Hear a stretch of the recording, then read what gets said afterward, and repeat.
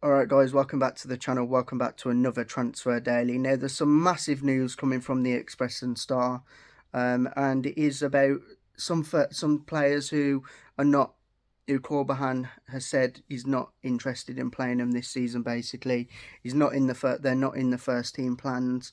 That'll be Taylor Gardner-Hickman, Josh Griffiths, Nathaniel Chalobah, David Button and Grady Diangana. Now I'm going to go through each one of them individually. Diangana has been hit and miss. He had a good season under Bilic, but ever since we signed him from West Ham, he hasn't really done as much as I thought he would have. He has one good game in about 10 games. There's interest from Burnley, Leicester, Saudi Arabian clubs. I'm hoping that the Saudi clubs come in for him and pay something ridiculous, just to get the club a bit more money. But to be fair, I'm not really against that one. If we do sell Diangana, he hasn't been absolutely brilliant anyway, so we'll see what comes of that one. David Button, you'll be pleased to know that I'm gutted. I'm joking, guys. I'm absolutely delighted that, Corberans finally getting rid of David Button, a player who's stealing a living as a footballer. He earns so much money for how good he is, and he's absolutely terrible. So there is interest from Reading, as we saw, but obviously they're under a transfer embargo at the moment.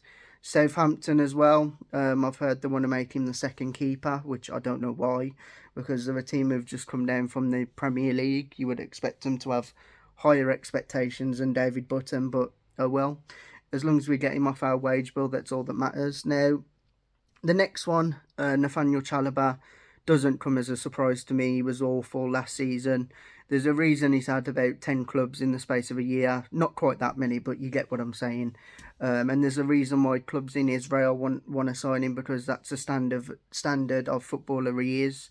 He's been awful since he's come in. Get him off the wage bill, and that'd be great. Now, the next two I'm a little bit surprised about. Taylor Gardner-Hickman. So it has been reported in recent days that Taylor Gardner-Hickman has had interest from QPR, Ipswich, Birmingham City, and it is looking likely that he will leave. And I'm gutted about this one, to be fair. I do like Taylor Gardner-Hickman. He's not the best footballer at the moment, but I believe he could be a lot better. He does give the ball away a lot. He is very lightweight in midfield, but to be fair, he's still quite young, and he's really polite when you actually speak to him in person.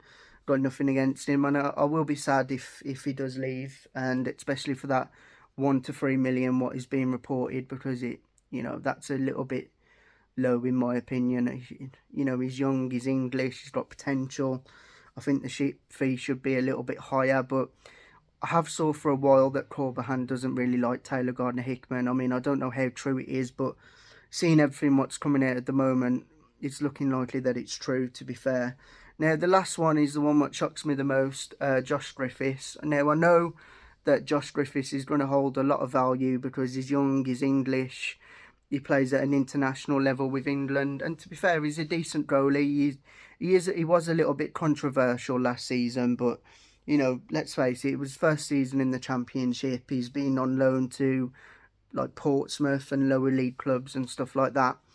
But it is looking likely that Corberans will look to selling Josh Griffiths, to raise a bit of funds for the club.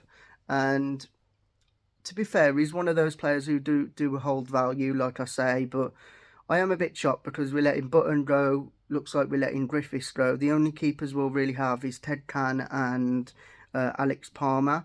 But it has been said by Corberans in the same conference that West Brom do need to bolster the squad, and it's obviously true. We are very lightweight up front, and we do need, I believe, another defender. And I believe if those two goalkeepers go, then we'll need another goalkeeper as well as a second choice, because I don't think Ted Cam would be ready for first team football. And if anything happens to Alex Palmer, then we're a bit screwed, to be fair. But guys, that's the latest transfer news. There's a new video coming out at 4 o'clock today.